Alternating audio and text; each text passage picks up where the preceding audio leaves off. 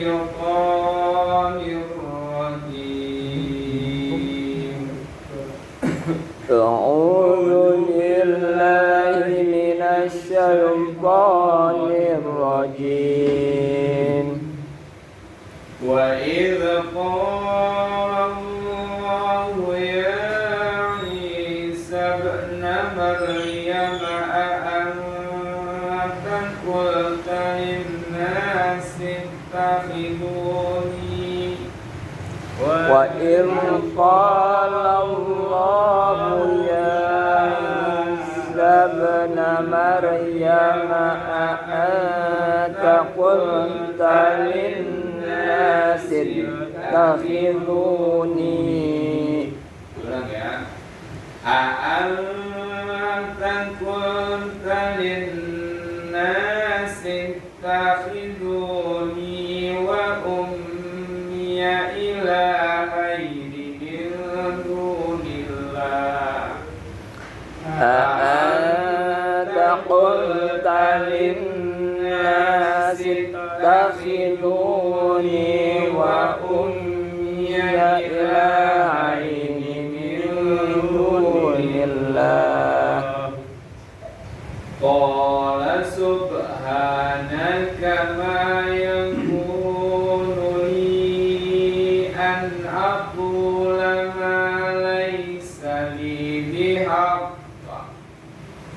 قال سبحانك ما يكون لي أن أقول ما ليس لي بحق إن كنت قلته فقد علمته إن كنت قلته فقد علمته تعلم ما في نفسي ولا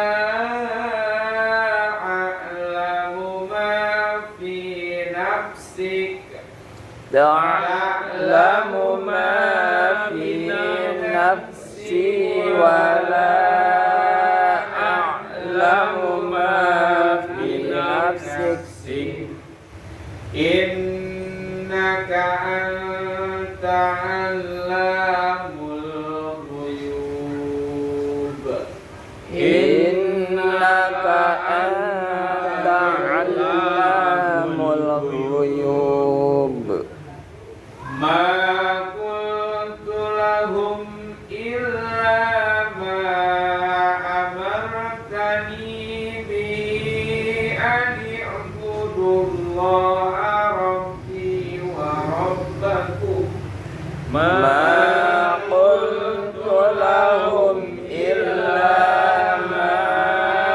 أمرتني به أن يعبدوا الله ربي وربكم وكنت عليهم شهيدا ما دمت فيهم وكنت عليهم شهيدا ما دمت عليهم فلما توفيتني كنت أنت الرقيب عليهم فلما توفيتني كنت أنت الرقيب عليهم وأنت على كل شيء شهيد وأنت على كل شيء شهيد إن تعذبهم فإنهم عبادك إن تعذبهم فإنهم عبادك وإن تغفر لهم فإن innaka antal azizul hakim. Wa in taghfir lahum fa innaka antal azizul hakim. Dia apa terjemahkan? Enggak usah. Baik. Lanjut ke pembahasan. Oh. Baik, jemaah sekalian, puji syukur kita panjatkan kehadirat Allah Subhanahu wa taala atas limpahan nikmat yang Allah berikan. Malam hari ini sekali lagi Allah karuniakan kemampuan untuk kita bisa bersilaturahim di majlis yang mulia ini. Alhamdulillah luar biasa undangannya. Jazakumullah khairan katsira untuk bisa memfasilitasi saya hari di sini. Salawat serta salam mudah-mudahan Allah curahkan kepada Nabi kita Nabi Muhammad sallallahu alaihi wasallam. Jamaah sekalian, alhamdulillah hari ini kita berada di bulan Zulhijjah. Ya Pak ya? Bulan terakhir di kalender, yaitu bulan terakhir, bulan ke-12. Di bulan ke-12 ini kan ada suatu syariat yang sangat luar biasa.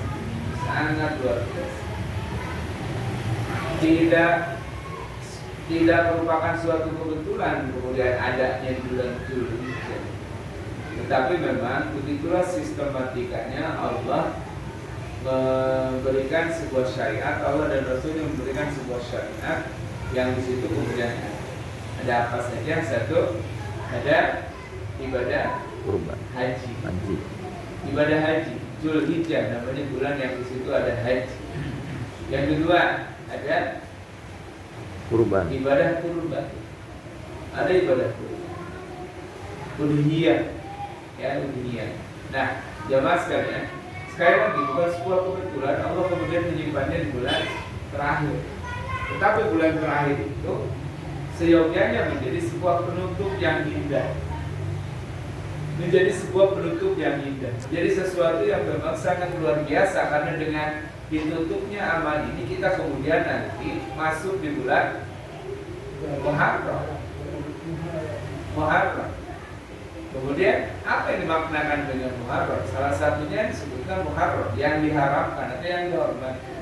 Jiwa kita adalah jiwa yang terhormat setelah menunaikan ibadah di bulan ini. Ada yang disebut dengan haram itu kan terhormat. Ada juga yang menyebutkan dengan haram itu diharamkan. Karena kita terhormat, maka kemudian kehormatan itu kita dapatkan, maka Allah haramkan kita untuk tersentuh api neraka. Modal dari ibadah ini jelas Pak. Modal dari ibadah haji itu jelas. Apa modal dari ibadah haji? Modal untuk melakukan aktivitas kita hari ini ya. Dalam ayat tentang haji di Al-Baqarah itu disebutkan apa? Wa tazawwadu fa inna khairaz zadit taqwa. Berbekal kalian. Ayo dibawa bekalnya Pak. Apa sih bekalnya? Jadi logikanya gini Pak. Orang mau melaksanakan ibadah haji, kata Allah bawa bekal. Jangan sampai nggak bawa bekal. Bekalnya apa? Bekal fisik, bekal materi itu gampang. Orang nggak usah disuruh pasti berbekal. Gak mungkin lah orang datang mau melakukan ibadah haji nggak bawa apa-apa. Tetapi kata Allah, fa inna khairaz zadit taqwa. Bekal yang paling baik itu adalah takwa. Bekal yang paling baik itu kayak kita narasikan, kita mulai. Jadi gini. Jadi awalnya itu seperti kata Allah, wa tazawwadu fa inna khairaz zadit taqwa. Berbekal kalian. Bekal yang paling baik itu ketakwaan. Hati-hati. Kalau kalian nggak bawa ketakwaan itu repot. Karena satu, Bapak boleh saksikan Pak Haji ini kalau pada alhamdulillah. Silakan perhatikan bagaimana proses ibadah. Nggak usah haji, umroh misalnya. Luar biasa. Banyak hal-hal yang kemudian kalau itu tidak sikap dengan kesabaran. Dan disitulah ketakwaan dan kesabaran kita terjadi. Rahimahullah, maka modalnya ketakwaan. Ibadah kurban itu bukan targetnya mencapai ketakwaan, tapi merealisasikan ketakwaan. Jadi gini Pak, ibadah itu dari mana takwa itu didapatkan? Dari mana takwa itu didapatkan? Dari ibadah apa takwa itu didapatkan? Salah satunya adalah ibadah. Apa ibadah yang kemudian targetnya jadi takwa? Saum. Saum. Kan ayatnya apa? Kutiba alaikum siyam kama kutiba alal ladzina min qablikum la'allakum tattaqun. Target dari ibadah saum itu jadi bertahapnya begitu. Takwanya dulu dapetin. Udah takwanya didapatkan, ayo buktikan ketakwaan itu. Jadi tahap kedua, ayo laksanakan ibadah di bulan Dzulhijjah ini sebagai realisasi dari takwa itu. Maka gak mungkin orang akan menunaikan haji, gak mungkin orang gak bakal mau melakukan kurban kalau jiwanya Tidak takwa. tidak takwa. Karena untuk berkurban ini kan gak mudah. Apalagi kalau kita lihat secara historis bagaimana Nabi Ibrahim alaihissalam diujinya oleh Allah. Al-Baqarah 114, 124. A'udzubillahi minasyaitonir rajim. Wa idh ibtala Ibrahim rabbuhu bikalimatin fatammahun. Qala inni ja'iluka lin-nasi imama. Qala wa min dzurriyyati. Qala la yanalu ahli dzalimin. Ketika Ibrahim diuji Rabbnya, di kalimatin, dengan beberapa kalimat, dengan beberapa ujian, fatammahunna. Ibrahim menunaikan. Apa tujuan Allah menguji Ibrahim? Apa? Kata Allah, qala inni ja'iluka lin-nasi imama. Inni ja'iluka lin-nasi imama. Aku hendak menjadikan Ibrahim itu sebagai imam bagi siapa? Pemimpin. Bagi manusia. Gak mudah Pak pimpin manusia ini. Gak mudah. Ujian yang tertera Pak Ibrahim. Kita kan tahunya Ibrahim itu nyembelih aja langsung gitu ya. Waalaikumsalam. Alhamdulillah. Nah, siap. Kalau ada kebagian kan, siap. Lanjut. Ujian yang diberikan Ibrahim itu gak ujuk-ujuknya beli, Pak. Gak ujuk-ujuknya beli. Kalau kita langsung bicara Ibrahim itu ujuk-ujuknya beli, berat, Pak.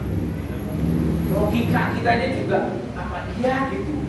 Coba, kalau Bapak langsung tiba-tiba Ibrahim alaihissalam nyembelih Ismail, coba logikanya itu kan karena iman. Bukan itunya dulu. Ayo kita tuh harus bisa menerima itu dengan betul-betul, satu dengan secara logikanya, kedua secara keimanan. Maksudnya gini, ada tahapan-tahapan sehingga seseorang bisa mengorbankan apa yang dicintai. Jadi kalau mau kurban sesuatu yang dicintai, itu ujung-ujung langsung disuruh iya karena iman. Makanya banyak orang yang punya tapi nggak mau kurban itu gitu. Kenapa? Jiwanya, kesiapan itu belum siap. Kesiapannya itu belum, Pak.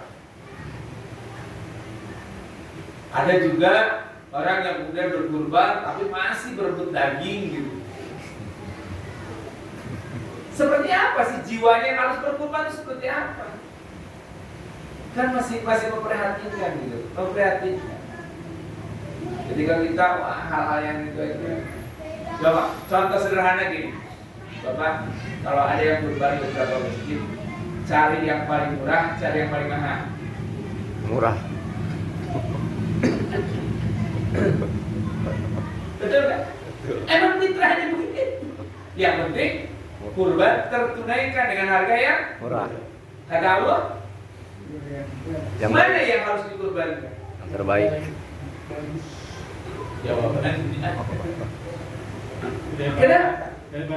Nah, itu maksudnya. Itu maksudnya.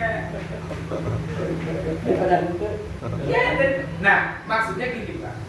Walaupun kita punya kemampuan lebih, tapi kadang-kadang hati kita itu tetap memilih yang dalam ibadah itu kadang memilih yang minimal. Kalau minta yang Banyak. nanti kita akan ke sana. Ini sebabnya itu apa sebetulnya? Jangan-jangan jiwa takwa kita itu masih minimalis. Gitu. Jiwa takwa itu masih minimalis. Daripada enggak betul. Daripada ya. Nanti kalau Allah balas kasih rezeki al-qadarnya. Ya Allah kok begini? Daripada enggak dikasih rezeki. Boleh saya minum Pak ya? Enggak Ustaz. No, kopi dah. Kopi. teh aja teh panas. Ya. Mana Bang Lilis? Teh lilis. Teh manis panas. Ya, baik. Lanjut ya. Kita ngobrol aja, ngobrol tentang bagaimana sih sebetulnya. Saya tuh hanya ingin kemudian mengajak kita semua sebetulnya makna takwa yang sederhana itu seperti apa sih? Gitu. Nanti ayatnya ada beberapa. Gini, jemaah, ya kita lanjut. Jadi Ibrahim itu diuji dengan berbagai hal. Jangan ujung-ujungnya beli.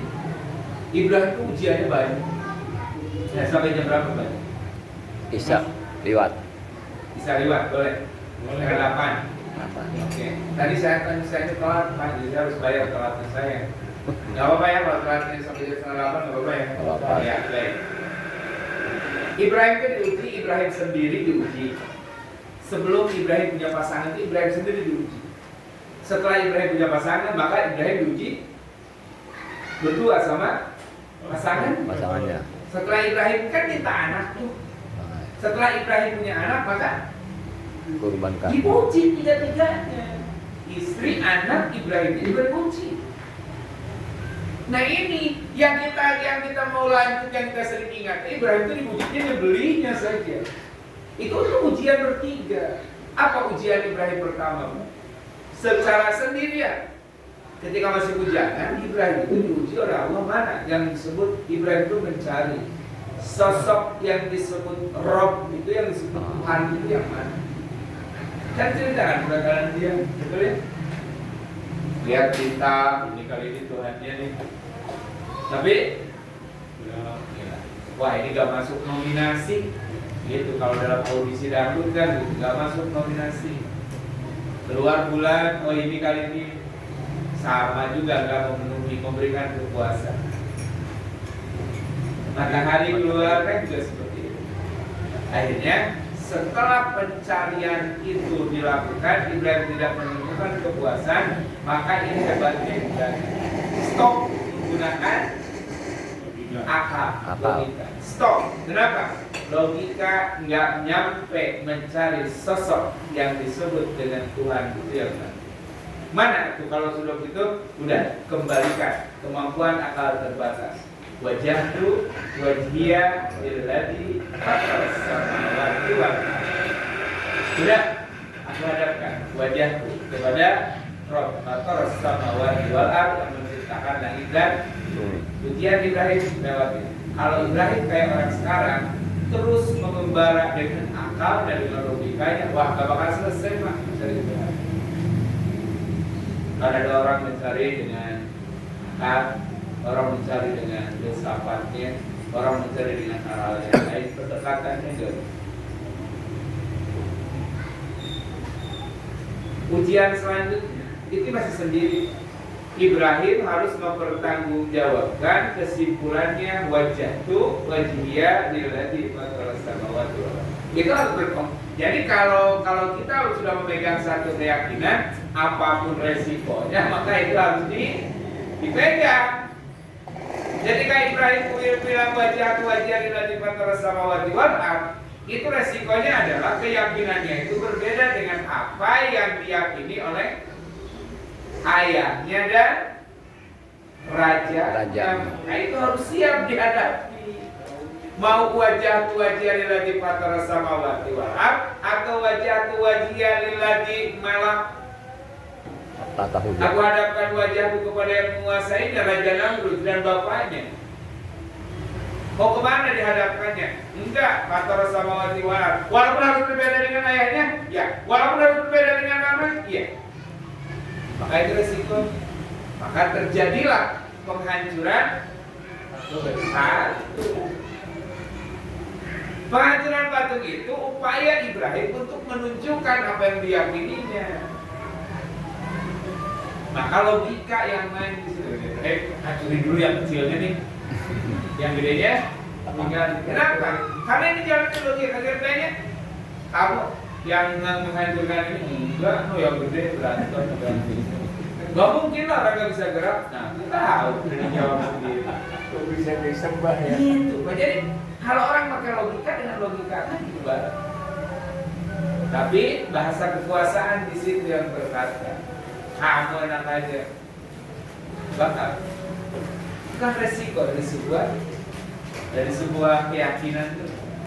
Ibrahim juga nggak tahu bakal diselamatkan. Ujiannya kan gitu.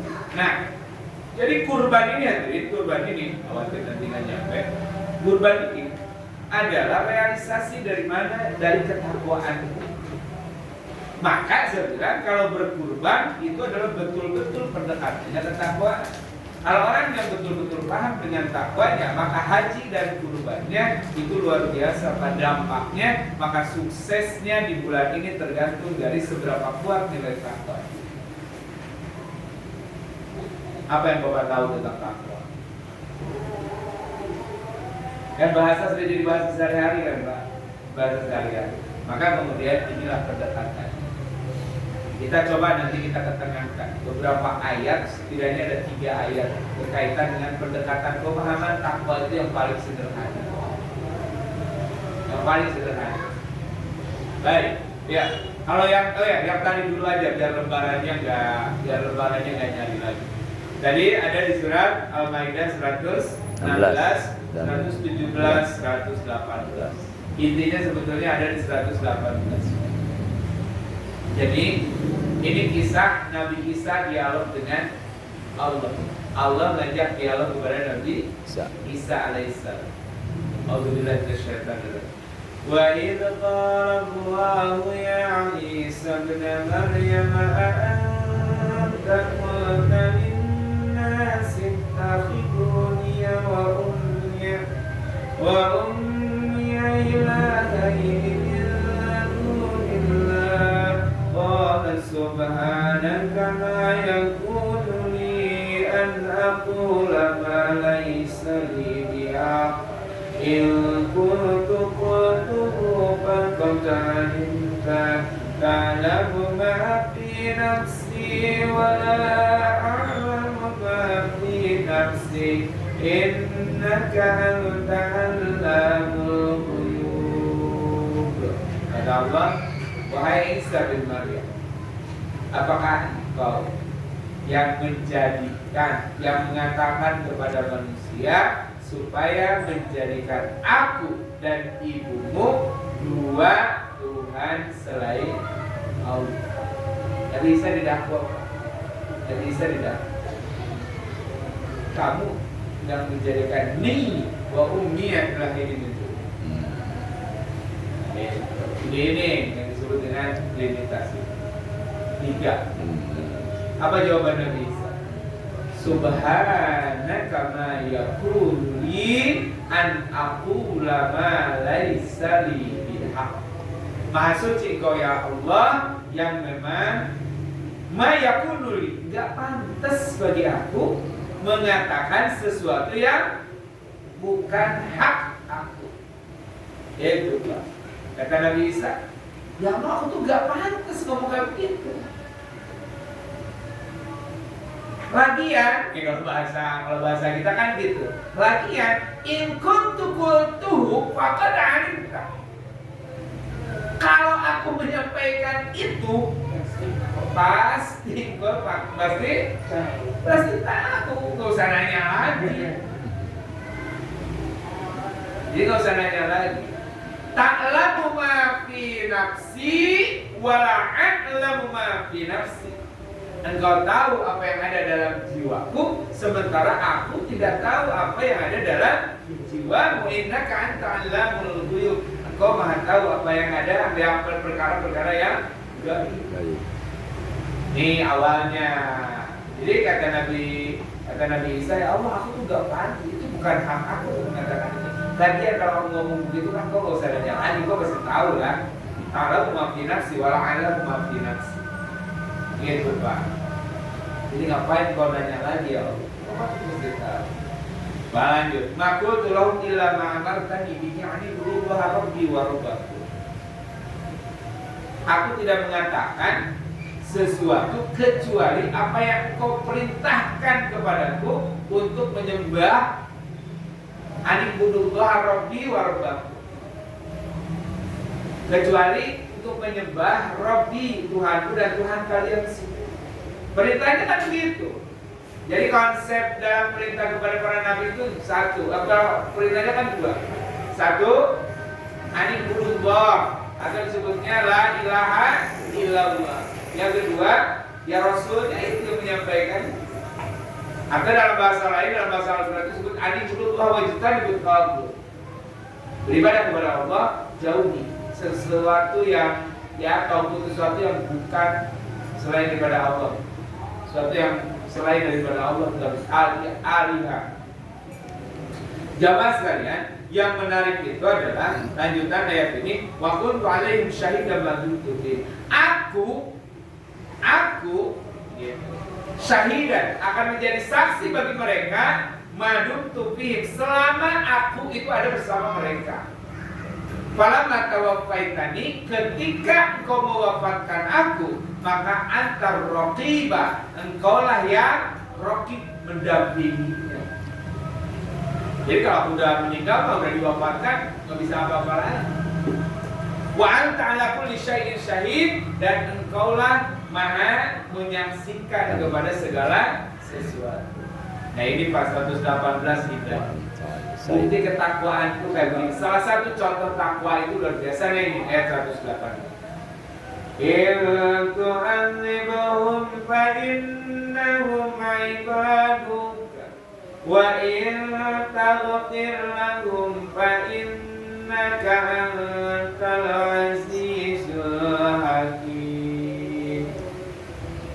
In tu'adzibhum, jika engkau menyiksa mereka, fa innahum ibadu, maka mereka itu adalah hamba-hamba engkau. Ini indah kalimatnya. Iltu'adzibhum fa innahum ibadu. Jika mereka diazab, nggak ada yang menghalangi Allah untuk mengadab mereka. Betul ya? Apa yang menghalangi Allah untuk mengazab mereka, menyiksa mereka? Nggak ada. Kenapa? Mereka adalah hamba-hamba Allah. Tapi kata Nabi Isa, wa in taghfir lahum, jika engkau memaafkan mereka, wa in taghfir lahum, jika engkau memaafkan mereka, fa innaka antal azizul hakim, sesungguhnya engkau maha gagah dan maha bijaksana. Maksudnya orang bertakwa itu dalam surat Ali Imran itu salah satunya adalah dan uiddat lil muttaqin alladzina yunfiquna fis sarra'i wad dharra'i wal kadhibina wal ghaiza wal 'afina 'anil nas, memaafkan kepada sama manusia. Ini doa atau permintaan Nabi Ibrahim buat Tuhan. Il tu'adzibhum fa innahum ibadu wa in taghfir lahum fa innaka antal azizul hakim. Ya Allah, jika Engkau menyiksa mereka, mereka adalah hamba-hamba. Tidak ada yang bisa menghalangi Allah. Tapi kalau engkau memaafkan mereka, maka sesungguhnya engkau itu maha aziz dan maha hakim. Bagaimana cara memahami? Apa yang menjadi hak kita ketika kita punya wewenang untuk melakukan sesuatu, itu bisa kita lakukan. Bapak jadi atasan, Bapak jadi bos, jadi pimpinan, Bapak sebagai kepala rumah tangga, ya. Kalau punya perusahaan terlalu tinggi, Bapak punya wewenang sebagai kepala rumah tangga. Ada anggota keluarga baik istri atau anak itu salah, ya? Salah begitu salah. Mau diomelin boleh nggak?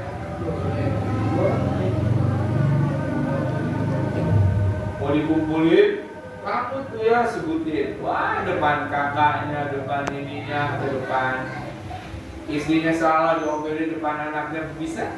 Sangat bisa, karena bapak itu sebagai kepala rumah tangga. Udah azab Pak ya? Baik, lanjut Bapak sekalian. Jadi gitu Pak, kadang-kadang kita punya wewenang, kadang-kadang kita punya kekuasaan, merasa diri mampu, merasa diri bisa, maka kemudian kadang suka bertindak apa ya? Secara selintas memang gak ada yang halangi, tapi pikirkan dampaknya. Misalkan saya tuh kadang di kelas tuh gitu Pak, ada anak salah. Kalau saya omel di depan temennya bisa nggak? Bisa lah, orang saya yang menguasai kelas itu. Tapi apa yang terjadi dampak? Luka psikologisnya itu yang akan terus sampai kapanpun akan terus. Jarang problem. Tapi ada cara yang lebih. Kenapa diakhiri dengan Azizul Hakim? Aziz itu gagah, tapi adil, hakim, bijak, bijaksana. Nah, kadang-kadang kegagahan kalau nggak didampingi dengan kebijaksanaan, itu yang suka melahirkan otoriter itu begitu, semaunya. Kamu kan nggak berani melawan orang murid saya gitu. Lu melawan apa? Kamu dia salah belum. Biasa kalau bahasa itu kan nggak pegang-pegang. Kan pasal 1 dulu nggak pernah salah, pasal 2 kalau dulu salah balik ke pasal 1, dulu nggak pernah salah gitu. Gitu Pak. Seperti tadi kasus Ibrahim, udah kalah logikanya, maka keluarlah bahasa kekuasaan. Kamu tuh bisa aja mau bakar rumahnya. Nah itu kan bahasa gitu Pak. Jadi yang keluar bahasa kekuasaan. Nah inilah orang yang bertakwa itu salah satunya wal qadimin al ghaidhi wal afina. Maka memaafkan. Ada nggak suka gitu? Males lah, nggak suka sama pengurusan, nggak mau di situ. Ada sebuah kebencian, ada sesuatu yang kadang-kadang buat menggaya. Nah, ini jiwa takwa itu idealnya lahir dari sebuah proses panjang, dari proses sholat, akidahnya, proses zakatnya, saumnya muncul jiwa takwa, maka realisasinya itu dengan kurban dan haji. Maka coba Pak Haji, mulai talbiyah kalau haji di mana? Kan dari mulai mikot jaraknya sampai ke Ka'bah lah minimal itu berapa kilo? Dan itu terus apa yang diucapkan? Innal hamda wa ni'mata laka wal mulk la syarika lak. Ujian segala macam itu tidak ada. Jadi kita melakukan ibadah itu bukan untuk yang lain, betul-betul menyucikan jiwanya. Kalau nggak modal takwa mah kita bilang innal hamda wa ni'mata laka wal mulk. Nggak enak mau tetangga kalau saya belum kumpul di mana gitu dong gitu. Nah, coba. Baik, ya yang kedua nanti takutnya nggak ada tanya jawab. Baik, buka di surat Ali Imran Pak, Al-Baqarah 178.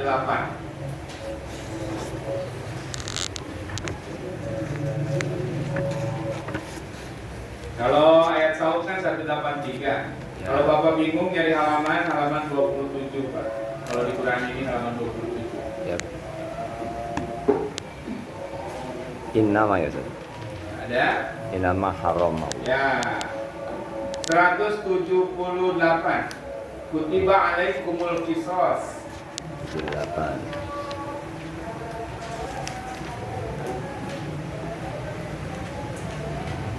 Ada Pak? Nah, Ya.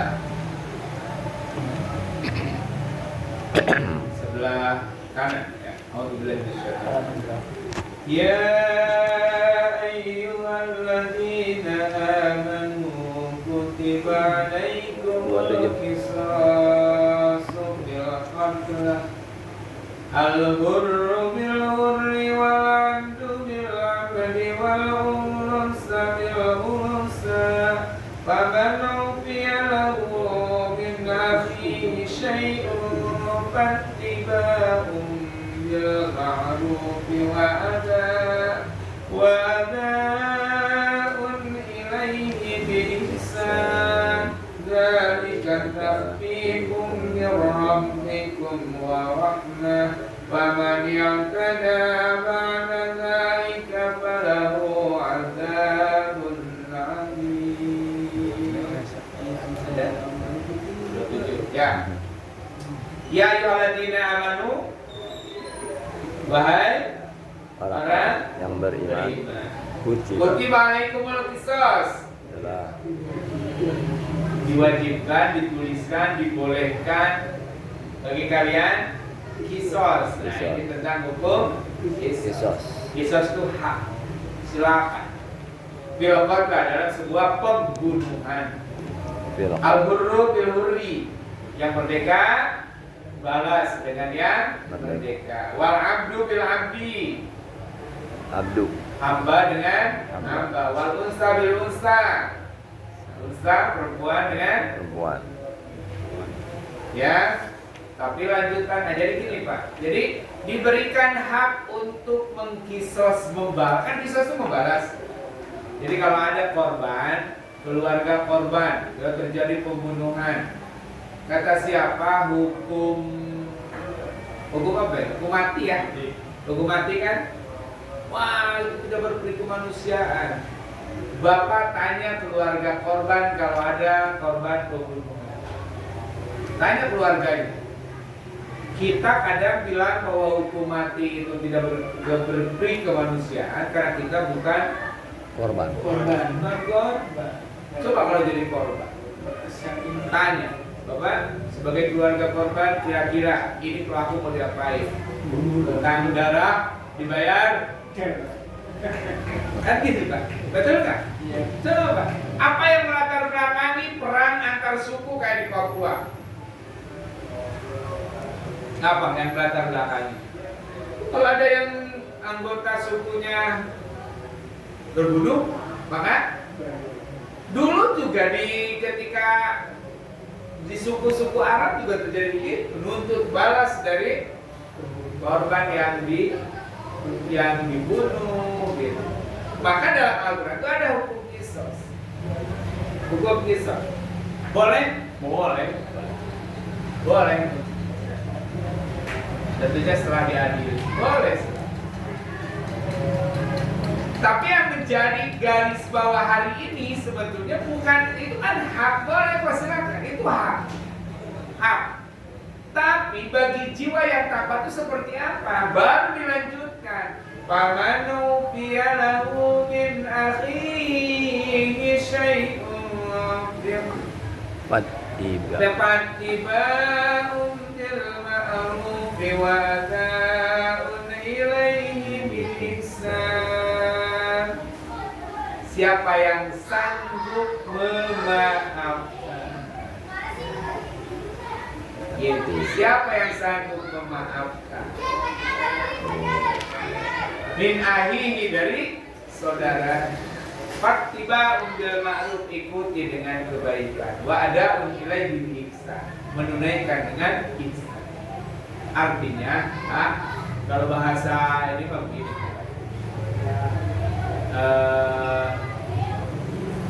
itu tuh standarnya tuh begitu. Orang biasa pasti Ngejar, oh segitu aja yang tadi. Orang biasa ngejarnya minimalis. Yang penting daripada munggah orang biasa. Iya, nggak salah karena memang segitu. Yang penting sapi mau 200 kilo, mau 400 kilo, mau 1 ton, yang penting disitunya sapi. Kita mampu yang beli 1 ton, yang 200 kilo juga sama sapi juga. Penting sapi. Tapi orang yang bertakwa itu ingin mempersembahkan sesuatu yang jauh lebih Baik. baik. Itu kayak gini Pak, kayak gini contoh. Sholat duhur jam 3 sah nggak? Boleh. Sah. Tapi dalam ilmu fikih di situ masih ada waktu Zuhur. duhur. Habisnya waktu duhur adalah Ajan asar. datangnya waktu Asar. sah nggak? Sah. Tiga sholat. Sah. Tiga sholat. Sah. Asli. Bebas dong. Tapi kan kalau kita mau mencari yang jauh lebih baik, tentunya kalau ada yang jauh lebih baik, kenapa kita nyari yang tidak lebih baik? Jumatan di barisan paling belakang sah. Terus ngapain mesti kejar-kejar? Kan kita nyari yang terbaik. Seorang yang bertakwa itu ingin lebih dari standar kebanyakan orang. Kalau dalam bahasa pendidikan ada KKM Pak, berapa nilainya? Udah 7. Yang 7 itu lulus. Nah udahlah, standar aja 7, yang penting Lulus. Walaupun makul ngejar 9 harus dibuat. Orang yang bertakwa enggak butuh maksimal.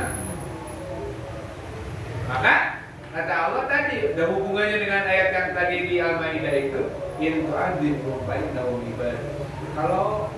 Tapi kalau memaafkan, fa in taghfir lahum fa innaka antal azizul. Gitu. Jadi kalau mampu sholat zuhur itu di awal waktu, ngapain mesti ditunda sampai jam? Kadang-kadang perhitungannya kan gitu. Ada yang nanya, Pak Ustaz boleh nggak ada azan sholat maghrib, sholat zuhur jam 3? Boleh Pak. Terus habis itu kan sebentar lagi baru Pak sholat asar. Malu kalau di kantor itu susah banget. Oh iya, nggak apa-apa. Sah nggak? Secara hukum fikih sah. Karena waktu zuhur masih ada. Habisnya waktu zuhur adalah datangnya waktu asar. Bapak gajian Pak. Gajian bulan apa nih? Juli. Gajian bulan Juli tanggal 30. Bapak protes ke bosnya. Ngapain ini gajian bulan Juli tanggal 30? Kan masih bulan Juli. Kan masih bulan Juli. Salah nggak? Bayar bulan Juli di bulan Juli. Kan tanggal 30 masih bulan Juli. Habis itu nggak lama bulan Agustus, gajian lagi. Oh nggak bisa, giliran sholat aja boleh, giliran gajian aja nggak mau dirapel begitu. Nah, ini contoh. Jadi, ini di surat ini boleh nggak mengambil kisos? Boleh. Nggak ada lagi. Tapi kalau dengan membalas itu, memang kalau dengan membalas itu bisa kembali, bisa lebih puas gitu. Mengembalikan jiwa yang misalkan terbunuh, bisa ke keluarganya terbunuh. Terus minta supaya dia dibunuh lagi. Jadi korbannya jadi berapa? 2. Terus dengan itu bisa mengembalikan jiwa yang sudah meninggal. Hanya dengan orang yang berjiwa besar itulah kemudian di sini menurut ayat ini faman ufiyalahu min akhihi syai'un fattiba'un bil ma'ruf wa ada'un ilaihi. Gampang, enggak mudah. Harus jiwa yang betul-betul terbuka kemudian bisa mampu melakukan. Maka disebutnya inilah jiwa takwa itu sanggup memaafkan. Ada yang begini? Ada. Wah itu kan Rasul. Rasul itu ketika ada yang ketika lagi sakit, ketika ada orang yang suka berbuat jahat kepada, maka kemudian justru membalasnya dengan kebaikan. Ini kisah saya baru dengar sih, tapi belum terkonfirmasi ke ini. Ketika Rasul di perang Badar itu, perang Uhud, ketika darahnya netes, tadahi udah lama pas Rasul di perang Uhud, kenapa? Engkau menadahi darah yang menetes. Apa kata Rasul? Kalau darahku sampai tumpah mengenai bumi setetes, Allah akan menurunkan. Untuk musuhnya saja Rasul masih berpikir.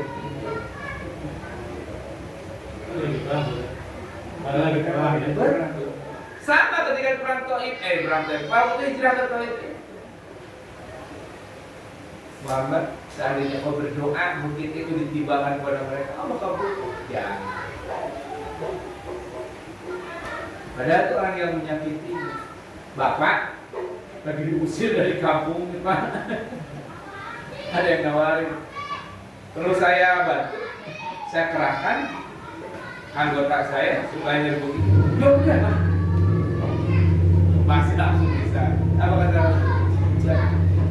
Allah mati, kau baik tahu. Kan inilah jiwa takwa. Ada orang menyanjangkan kepada berbuat baik kepada orang yang berbuat baik sama kita biasa, tapi berbuat baik kepada orang yang berbuat jahat sama kita luar biasa. Jadi jiwa yang bertakwa itu adalah jiwa luar biasa. Ketika orang lain mencari kurban yang paling murah, maka ada seorang yang kemudian mencari masjid yang paling mahal kurbannya. Atau ketika orang nyari hewan kurbannya yang kecil, tapi dia mencari yang paling besar. Bukan mau sombong. Masalahnya Pak, kalau jiwanya itu masih jiwanya untuk masalah mengorbankan binatang ternak, Abu Sufyan, Abu Lahab, Abu Jahal juga biasa dari dulu. Kalau ada tamu yang haji datang ke Mekah itu mereka terbiasa balapan, berlomba 100 ekor berlomba-lomba. Untuk apa tujuannya? Biasa. Tapi bedanya kita adalah bagaimana mengorbankan itu dengan jiwa. Dengan jiwa. Betul-betul kurban mendekatkan diri kepada Allah. Terakhir Pak, buka surat An-Nahl surat ke-16. Bukannya surat ini aja, surat 17 Al-Isra. Nah di sampingnya kayak tadi Pak, kayak tadi surat Al-An'am. Bukannya Al-An'am, sampingnya Al-Maidah terakhir. Bukannya Al-Isra, sebelahnya ada surat An-Nahl bab terakhir. Ayat berapa? Ayatnya di ayat 126 di paling bawah, terakhir ke 28. Ya, ini wa'in aqab tuh. Halamannya 281. 281. 3 baris dari bawah. Ya, ada ya 4 baris di atas, di bawah halamannya 281. Wa in aqabtum wa'aqibu. Ini kurang lebih sama maknanya dengan yang tadi. Ada ya? Ya, saya bacakan. Alhamdulillah minasyaitonir rajim.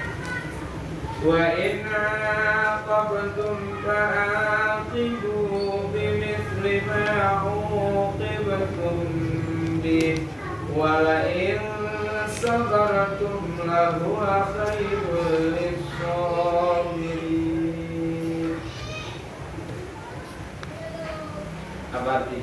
Wa in aqabtum, Wa in jika aqabtum iqab dihukum, disiksa, disakiti. Wa in aqabtum, jika kalian disakiti, fa'aqibu, maka boleh kalian menyakiti lagi. Bimisri, tapi syaratnya bimisri ma'uqibtum, seperti mereka menyakiti kalian. Nggak boleh dolim kan? Dicubit, harusnya di mabok. Bukan. Gitu ya. Baik, aqabtum fa'aqibu bimisri ma'uqibtum. Jika kalian disakiti, maka sakitilah boleh. Sama kayak tadi hukum kisos ya, boleh. Tapi kalimatnya yang terakhirnya nih Pak yang enak. Wala in sabartum lahu khairul lisabirin.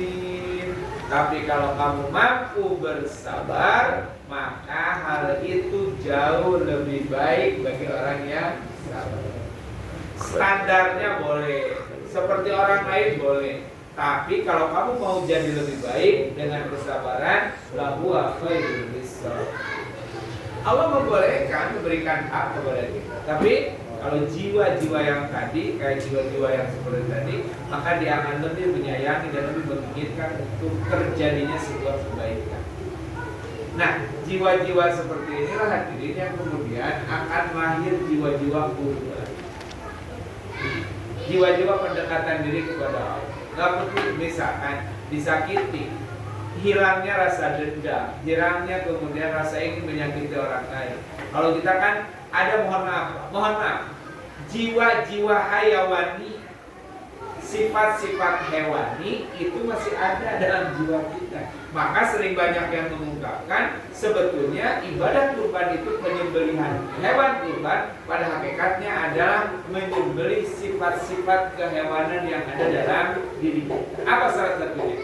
Rasa ingin menyakiti orang lain itu adalah bagian dari sifat-sifat hayawaniyah, sifat-sifat hewani.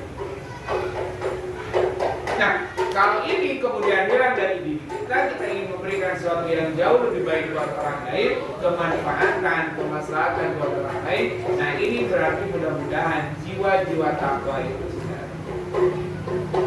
Maka sederhana kan sebetulnya.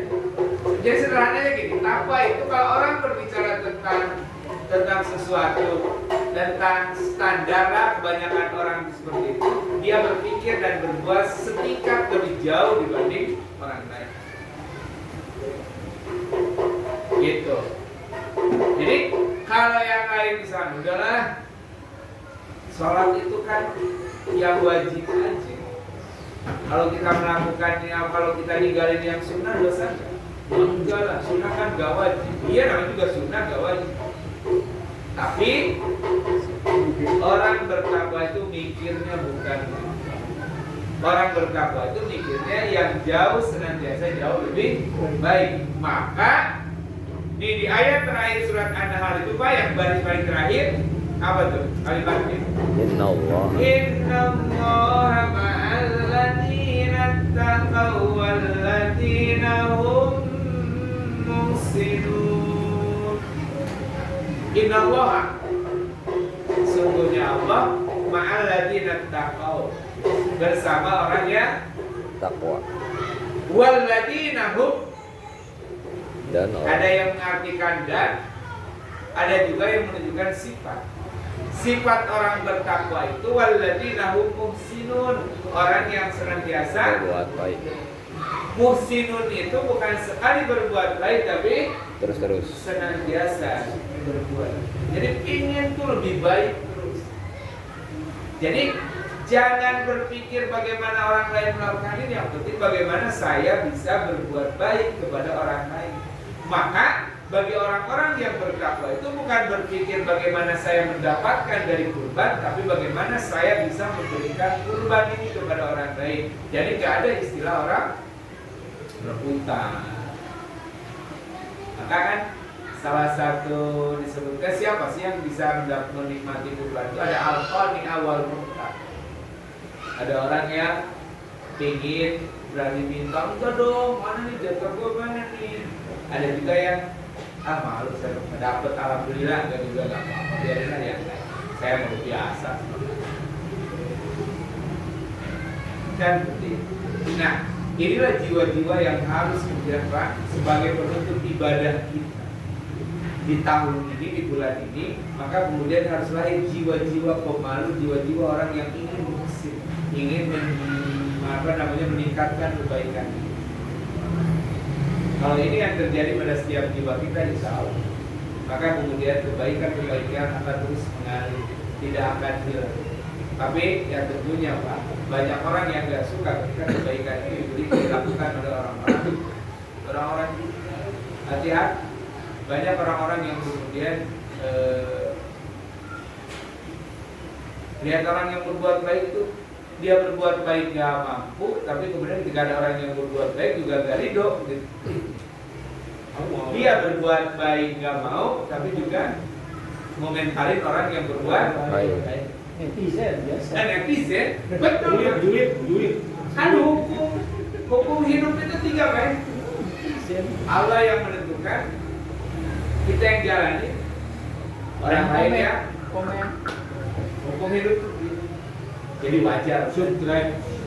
Nah itu, jadi kurang lebih 3 ayat yang kemudian menggambarkan sebetulnya jiwa takwa itu seperti apa. Dan ini harus jadi modal hidup. Senantiasa kita suka dengan yang jauh lebih baik, tidak ala kadarnya dan tidak udahlah, cukup lah, penting kan sholat. Pada orang lain enggak, nah gitu. Tapi bagi orang yang berkah itu udah bagus. Tapi bagus, orang yang begitu tuh bukan yang nggak bagus, tapi ada yang jauh lebih. Walau malam, silakan. Bagaimana dari bapak-bapak?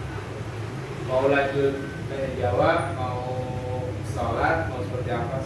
Allah a'lam bishawab. Assalamualaikum warahmatullahi wabarakatuh. Lanjut.